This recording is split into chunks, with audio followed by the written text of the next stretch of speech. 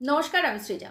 বেছে বেছে যে রাজ্যগুলো বা যে অঞ্চলগুলো খনিজ সম্পদে সমৃদ্ধ, সেই রাজ্য বা সেই অঞ্চলগুলো কিরকম একটা অদ্ভুত কোন জাদু বলে, মন্ত্র বলে বা ম্যাজিকের মতো কেন্দ্রীয় সরকারের অধীন হয়ে যাচ্ছে। প্রথমে লাদাখ, এবার মণিপুর।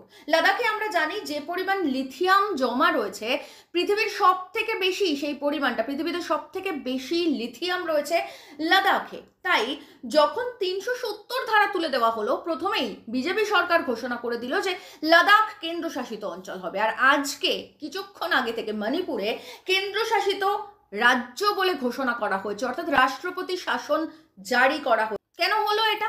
কারণ দীর্ঘদিন ধরে সেখানে একটা জাতি দাঙ্গা চলছিল।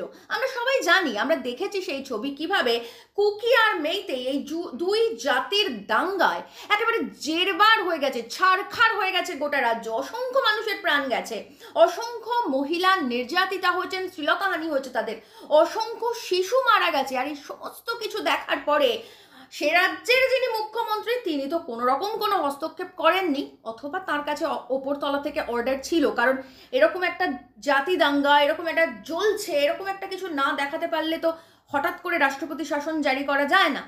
হয় ওপরতলা থেকে অর্ডার ছিল বলে উনি কিছু বলেননি, বা এমনি কিছু বলেননি, প্রয়োজন মনে করেননি বলে। আর অন্যদিকে আমার দেশের যিনি প্রধানমন্ত্রী, যার দায়িত্ব গোটা রাষ্ট্রকে, গোটা ভারতবর্ষকে সঠিক পথের দিশা দেখানো, সঠিক আইন কানুন প্রণয়ন করা, তিনি 10 লাখি স্যুট পরে বিদেশ ঘুরছিলেন, আবকি বার ট্রাম্প সরকার করছিলেন, কুম্ভে গিয়ে ডুব দিচ্ছিলেন। আর তাই একে একে ওখানে মানুষ মরেছে, মহিলাদের শ্লীলতাহানি হয়েছে, এবং আইন কানুন ব্যবস্থা পুরোপুরি লাটে উঠে গেছে। আসলে এই জাতি দাঙ্গাটা ঘটানো হচ্ছে দীর্ঘদিন ধরে, মেইতেইদের দিয়ে কুকিদেরকে আক্রমণ করানো হচ্ছে, এবং এই জাতি দাঙ্গাকে বজায় রাখা হচ্ছে, চলতে দেওয়া হচ্ছে। সেটাকে শেষ করার কোনো প্রচেষ্টা দেখানো হয়নি, না রাজ্যের তরফ থেকে না কেন্দ্রের তরফ থেকে। আর আশ্চর্যজনকভাবে কি কোইন্সিডেন্স যে ওই মণিপুরের যে কুকি অধ্যুষিত অঞ্চল, তার সেইখানটায় কিন্তু অসংখ্য খনিজ রয়েছে, ঠিক যেভাবে লাদাখেও লিথিয়াম পাওয়া গেছে। ব্যাপারটা খুব কোইন্সিডেন্স, কিন্তু ব্যাপারটা খুব সন্দেহজনক। কেন খনিজ সম্পদ সমৃদ্ধ জায়গাগুলোতেই, রাজ্যগুলোতেই রাষ্ট্রপতি শাসন জারি হয়ে যায়? কেন সেগুলো কেন্দ্রশাসিত অঞ্চল হয়ে যায়?